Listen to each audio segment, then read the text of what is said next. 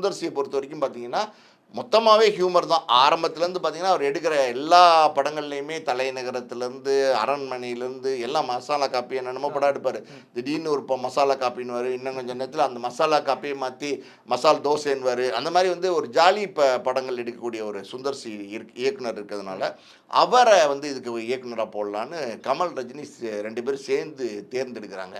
அதுலேயும் ஒரு விஷயம் இருக்குது. என்னென்னா சுந்தர் சி வந்து ஏற்கனவே கமலுக்கும் அறிமுகமானவர். அவர் அன்பே சிவம் எடுத்தார், கமலோட ஒர்க் பண்ணியிருக்காரு. சுந்தர் சி எப்படி ஒர்க் பண்ணுவார்னு கமலுக்கு தெரியும்.